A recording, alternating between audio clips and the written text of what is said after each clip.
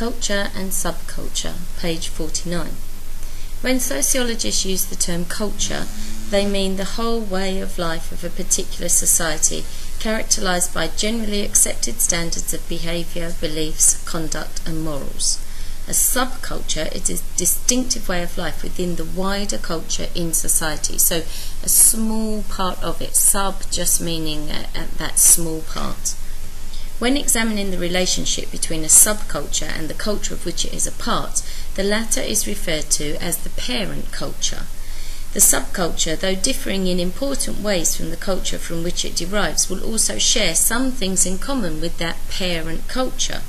If it did not, it would constitute a separate culture. Okay, so it's a derivative from that. So in the same way that your children carry the same type of opinions as you sometimes, or like the same things as you, or may look like you, this is the idea with the subculture. There may be similarities, but there are slight differences that help that subculture to have its own distinctive qualities. Subcultures must, however, by the same token, exhibit a distinctive enough shape and structure to make them identifiable from the parent culture. They must be focused around certain activities, values, certain uses of material artifacts, territorial spaces, etc., which significantly differentiate them from the wider culture. Okay, so there will be specific things that they do. So, male and female subcultures. Paul Willis studied a group of working class boys in their last 2 years at school and their first 6 months at work.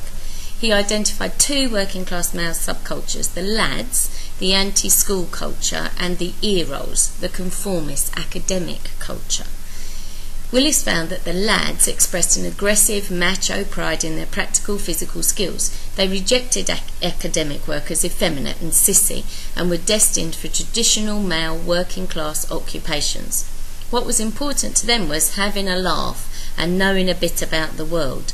They set limits on their own learning.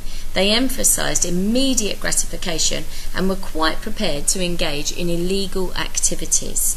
Okay, so these are our lads, okay, who, and we all know people who are like this, who, think that education isn't important, who show off a lot, who maybe get into fights, and who, really by not thinking that education is important, they actually lower their chances of being able to get jobs which are going to be careers.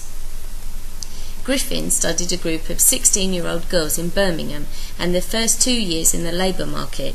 She found that it was not possible to apply Willis's model. Unlike the boys who went around in gangs, the girls either had one extremely close best friend or spent their time in a small group. The definition of conformity and deviance in school was different for boys and girls. Deviance for the boys centred around verbal and physical aggression. For girls, it was usually defined in relation to their sexuality.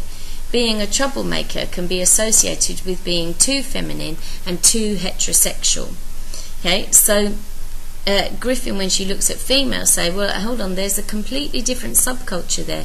Boys are happy to go around in large groups or gangs and to be just one little part of that. Okay, girls, on the other hand, have much closer emotional ties with people, a best friend or a small group of best friends. Okay, and their deviant behaviour isn't aggressive. Okay, in fact, the deviance that comes from them is far more this idea of either them being too feminine, so too girly, or too much the other way, and being more like a boy. There were pressures to get a boyfriend that overlay pressures to get a job, and academic success was seen as unfeminine. Some of the girls wanted to do office work as it was clean and would allow them to dress nice. Factory work was seen as boring, insecure and unpleasant. In practice, office work seldom lived up to the image. Others favoured factory work, seeing it as being more friendly, but Griffin found it was not possible to distinguish clearly in terms of the girls' aspirations. There was some evidence of female pro and anti-school groups, the SWATs and the troublemakers, and a link with office work and factory work respectively, but there was no clear cultural connection. Griffin concludes that the Willis gang of lads model is inappropriate for understanding girls' experience of school and that cultural resistance in working class girls is quite different from that in working class boys. Okay, so the low aspirations that the girls had wasn't particularly down to the fact that they weren't academic. It was more that they saw these as being appropriate jobs for girls to be doing. And what was more important to them wasn't getting a job or being successful at school, but getting a boyfriend. And so thereby, if you're thinking about getting a boyfriend, maybe you're thinking about getting married, maybe you're thinking about having children, and therefore the job that you do isn't a career and an aspirational thing to do. And in fact, being academically successful and being seen as clever was also seen as being very unfeminine and actually a turn-off for the boys, particularly if you wanted to attract a lad. So Griffin comes to this conclusion that actually Willis's model doesn't work for females. So we've got two subcultures going on there straight away. Ethnic minority subcultures. Many of the parents of non-white youths in Britain left their country of origin in order to get away from poverty. On arrival in Britain, they expected hardship, but their children, often born in Britain, expected equal treatment. Instead, they have encountered considerable problems in the form of social deprivation, prejudice and discrimination. In light of these problems, it has been suggested by Brake that black working class youth has a consciousness of subordination, that they feel that they should be controlled and held under by the rest of society. There develops, he suggests, a colony culture, an Afro-Caribbean community against white society. Brake identifies three subcultural reactions to subordination. Firstly, the hustler. Instead of working in the white labour market, the hustler prefers to earn his living through petty crime. Hustlers are men on the street with style. Okay, so that they're rejecting what the white man wants them to do, and proving that they can earn money in other ways. The Rudy.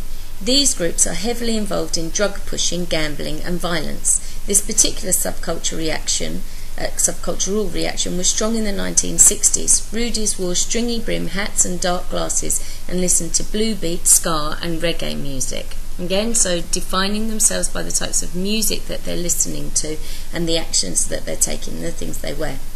Rastafarian. The Rastafarian is perhaps the main figure in the Afro-Caribbean youth culture, drawing on the deep religious feeling of African people. Rastafarians believe that the trials and tribulations of life in Babylon, white society, will end after their exodus back to Africa. They believe in the Black Messiah, Haile Selassie, former king of Ethiopia. His name, before being crowned, was Rastafari. Okay, so here we have, not just so much something that is applicable to youth, but is applicable across a whole group of people and considered to be a religion now. So Rastafarians frown on property, alcohol and gambling, but they see marijuana or ganja as sacred. With the drug, thought is transformed into feeling and belief becomes knowledge. Okay, so one of their keystones then is something that is illegal in certain countries. So this causes problems, and people would say, oh, they're bad people because of smoking this. But they wouldn't drink alcohol, and they wouldn't gamble, and they don't see that having lots of possessions is important. So in other ways they could be considered to be good. So you have to get this balance of understanding. So the Rasta is identified by uncut, long dreadlocks, beard and woolen cap, Ethiopian colours of red, green and gold. Reggae is the music with the rhythms of the Burra, drumming and lyrics that preach black brotherhood and revolution in Babylon. Okay, so this rejection of the white society that took in their families when they were trying to escape from poverty, and this move back to a black society, and when they can all be unified again, that's when they will be released from the trials and tribulations that white people put on them. Rastafarianism, according to Marxists, can be viewed as an attempt to establish a cultural identity, a resistance against the dominant values of white capitalist society. Whether Rastafarians would articulate their response as resisting capitalism is debatable. Okay, they're resisting white oppression as opposed to specifically capitalism. Brake's analysis could perhaps also be criticised for focusing on what are seen by many as deviant responses. A study by Price of subcultural groups found a much wider variety of responses than these oppositional ones. Okay, so to be in a subculture doesn't necessarily mean that you are against somebody else. It may just be a developmental form.